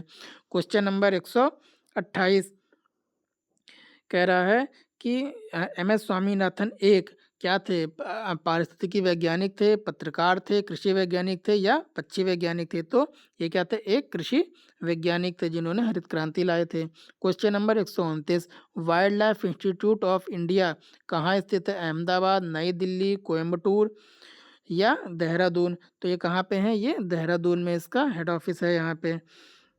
क्वेश्चन नंबर 130, प्रकाश संश्लेषण के दौरान हरे पौधे निम्न में से किसे सोखते हैं, carbon dioxide, helium, nitrogen, oxygen. क्या होता है कि भोजन बनाने के लिए कार्बन डाइऑक्साइड का अवशोषण करते हैं। CO2 प्लस H2O, ये जब मिलाते हैं दोनों में 6 लगता है, तो ये क्या बना देते हैं, C6H12O6। ये इनके लिए भोजन का काम करता है। और इसमें क्या निकलता है, थोड़ा ऑक्सीजन गैस भी निकलती है, यही ऑक्सीजन हमको मिलती है। अगर ये भोजन ना बनाए तो क्या होगा, हमको ऑक्सीजन नहीं मिलेगी। तो दूसरी तरीके से देखें तो हम पर एहसान नहीं करते, अपने लिए खाना बनाते हैं और ऑक्सीजन दे देते हैं। क्वेश्चन नंबर 131, अपशिष्ट उत्पादों को खाने वाले जीवों को कहा जाता है, शाक बच्ची, मृत बच्ची, मांस बच्ची या रसायन बच्ची। तो अपशिष्ट मतलब जो जो बचा कुचा है या वैसी जो मतलब सड़ गल जाती है उसको क्या कहते हैं, मृतक बच्ची कहते हैं। अंग्रेजी में डिट्रीवोरस कहा जाता है। क्वेश्चन नंबर 132, तप्त भौम जल से किस प्रकार की ऊर्जा प्राप्त होती है, भूतापीय ऊर्जा, जल विद्युत ऊर्जा, सौर ऊर्जा या नाभिकीय ऊर्जा। जब यहाँ पे भौम जल लिखा है मतलब भूमि से मतलब है, तो क्या हो जाएगा, भूतापीय ऊर्जा हो जाएगा। क्वेश्चन नंबर 133, 16 कि 16 घास स्थल कहाँ पाए जाते हैं। Option number 1 Himalaya, option number 2 पश्चिमी घाट, ऑप्शन नंबर 3 पूर्वी घाट, ऑप्शन नंबर 4 विंध्याचल। तो ये कहाँ पाए जाते हैं, पश्चिमी घाट में पाए जाते हैं। ऑप्शन नंबर 2 इसका सही उत्तर हो जाएगा। क्वेश्चन नंबर 134, भारत में पेलिकन पक्षी कहाँ प्रजनन करते हैं? पहला है नेल्लापट्टू, पहला है कुकरू बेलूर, दूसरा है नेल्लापट्टू, तीसरा है कंथुनकुलम, चौथा है उपयुक्त सभी। तो इसमें क्या आ जाएगा? उपयुक्त सभी हो जाएगा। क्वेश्चन नंबर 135, मिन माता रोग ऐसी मछली खाने से होता है जिसमें अधिक मात्रा में पाया जाता है? कैडमियम, आर्सेनिक, पारा या उपयुक्त सभी। तो क्या होता है उसमें? पारा ज़्यादा पाया जाता है, मरकरी जिसको कहते हैं। क्वेश्चन नंबर 136, ओजोन परत का अधिकतम ह्रास निम्न में से किस पर हुआ है? भूमध्य रेखा पर हुआ है, उत्तरी ध्रुव पर हुआ है, दक्षिणी ध्रुव पर हुआ है या उपयुक्त में से कोई नहीं। तो ये सबसे ज़्यादा कहाँ हुआ है? दक्षिणी ध्रुव पर हुआ है। भूमध्य रेखा तो हो ही नहीं सकता है वहाँ, कहाँ, वो वैसे ही गर्म रहता है। क्वेश्चन नंबर 137, इनमें से कौन भारत का प्रथम मुख्य न्यायाधीश था? हीरालाल जेकानिया, एम पतंजलि शास्त्री, मेहरचंद महाजन या SR दास। तो ये सबको पता है कौन थे कि सर हीरालाल जेकनसुन कानिया। तो ये हो गया पहला। Question number 138, red data book किससे संबंधित है? विलुप्त के करीब जीव से, नदियों प्रदूषण से, घटता भूगर्भ जल स्तर से, वायु प्रदूषण से। तो पहला इसका क्या हो जाएगा? ऑप्शन हो जाएगा किसमें? जीव जंतु या जो जो पेड़ पौधे होते हैं, दोनों ही आते हैं। क्वेश्चन नंबर 139, इनमें से कौन वर्तमान राष्ट्रीय महिला आयोग की अध्यक्ष है? कि उस समय अब कौन थी, अब ये हमें नहीं पता है, तो इसमें आप छोड़ भी सकते हैं, या उसमें शायद रेखा शर्मा ही थी। तो इसको आप लोग गूगल कर लीजिएगा। क्वेश्चन नंबर अगला हम लोग देखते हैं, किसको हम ही कर लेते हैं। तो रेखा शर्मा ही थी उस समय, सही है, ठीक है, रेखा शर्मा ही थी, जो याद है, काफ़ी पुरानी है ये, 2018 का पेपर 17 में रही होंगी। क्वेश्चन नंबर 140, लोकसभा और राज्यसभा की संयुक्त बैठकें की बैठकें किसके द्वारा आहूत की जाती हैं? तो पहला है राष्ट्रपति, लोकसभा के अध्यक्ष, तीसरा है संसद, चौथा है राज्यसभा के सभापति। तो इसका क्या हो जाएगा? ऑप्शन नंबर 2 राष्ट्रपति के द्वारा आहूत की जाती हैं। क्वेश्चन नंबर 141, संविधान के किस भाग में पंचायती राज व्यवस्था संबंधी प्रावधान है? ऑप्शन नंबर 3 ऑप्शन है कि तीसरा, नवा, छठा या चौथा। तो इसमें क्या हो जाएगा? नवा, दूसरा ही सही हो जाएगा। क्वेश्चन नंबर 142, 74वें संविधान संशोधन का संबंध है किससे है? राष्ट्रपति की शक्तियों से है, ग्रामीण स्थानीय स्वशासन से है, शहरी स्थानीय स्वशासन से है या संसद की शक्तियों से है? तो ये किससे है? ये ग्रामीण से नहीं है, ये किससे है? ये शहरी स्थानीय, ये 73वें से हुआ था और ये वाला 74वें से हुआ था। क्वेश्चन नंबर 143, किस गैस के वर्षा के पानी में घुलने से वर्षा का पानी अम्लीय हो जाता है? Carbon dioxide, hydrogen peroxide, nitrogen monoxide या सल्फर डाइऑक्साइड। तो ये सल्फर डाइऑक्साइड होता है। SO2 और NO2 इन दोनों के मिलने से क्या होता है? यही हमारा जो इसको अम्लीय वर्षा कहा जाता है इसी को। क्वेश्चन नंबर 144, भारतीय संविधान में विधि का शासन विचार कहाँ से लिया गया है? ऑप्शन नंबर 1 स्विट्जरलैंड, दूसरा अमेरिका, तीसरा इंग्लैंड, चौथा आयरलैंड। तो किससे लिया गया है? इंग्लैंड से लिया गया। ऑप्शन नंबर 3 हमारा सही हो जाएगा। क्वेश्चन नंबर 145 पे आते हैं, लोकसभा के चुनाव हेतु अधिसूचना कौन जारी करता है? पहला है गृह मंत्रालय, दूसरा भारत का निर्वाचन आयोग, तीसरा है राष्ट्रपति, चौथा है लोकसभा सचिवालय। तो क्या हो जाएगा? दूसरा ऑप्शन हमारा सही, भारत का निर्वाचन आयोग करता है। क्वेश्चन नंबर 146, लोकसभा की कार्यवाही के प्रथम घंटे को कहा जाता है? शून्यकाल, सार्वजनिक काल, विशेषाधिकार काल या प्रश्नकाल। तो क्या कहते हैं उसको? प्रश्नकाल कहते हैं। प्रश्नकाल के बाद ही शून्यकाल आता है। क्वेश्चन नंबर 147, वर्षा जल संग्रहण क्या है? पानी का वितरण बिल्कुल गलत, प्रयुक्त जल का संग्रह और भंडारण ये भी गलत, कि जो यूज कर रहे हैं। और तीसरा वर्षा जल का, ये वर्षा की बात हो रही है, वर्षा ही वाला इसमें सही हो जाएगा, वर्षा जल का जमाव और भंडारण। और तीसरा क्या? उपयुक्त जल। अंग्रेजी में पढ़ लेते हैं, हिंदी थोड़ा गड़बड़ है। क्या है कि collection and storage of used water. तो ये गलत है, तीसरा ही वाला क्या हो जाएगा? तीसरा ही वाला सही है, वर्षा जल का जमाव और ये किया जाएगा। क्वेश्चन नंबर 48 भारतीय गैंडा कहाँ संरक्षित है? Bandipur National Park, Corbett, Kaziranga National Park, ये सबको पता है। काजीरंगा नेशनल पार्क में ही भारत में एक सींग वाले गैंडा पाए जाते हैं। क्वेश्चन नंबर 149, निम्न में से कौन सा क्रम पारिस्थितिकी तंत्र में ऊर्जा प्रवाह के संबंध में सही है? उत्पादक, उपभोक्ता, अपघटक। तो इसमें क्या होता है? सबसे पहले प्रोड्यूसर। प्रोड्यूसर मतलब क्या होता है? पेड़ पौधे जो होते हैं। फिर क्या आता है? कंज्यूमर, जो उनको खाते हैं। और कंज्यूमर के बाद क्या आता है? डिकम्पोजर आता है। तो इसका पहला ही ऑप्शन सही हो जाएगा। ये इसका पहला ही, उत्पादक और उपभोक्ता और अपघटक, इसका सही हो जाएगा। क्वेश्चन नंबर 150, अंतिम में कौन सी ग्रीन हाउस गैस वातावरण में सबसे अधिक मात्रा में उपस्थित है? तो सबसे ज़्यादा वातावरण में पहला ऑप्शन है कार्बन डाइऑक्साइड, दूसरा है प्रोपेन, तीसरा है एथेन और चौथा है मीथेन। तो इसमें कौन सी है? पहला ही हमारा ऑप्शन सही है, कार्बन डाइऑक्साइड क्या है? सबसे ज़्यादा मात्रा में पाई जाती है। तो इस तरीके से 2018 यूपी टेट का पेपर सॉल्व हुआ। आपको कल कोई नया पेपर मिल जाएगा। तब तक के लिए धन्यवाद।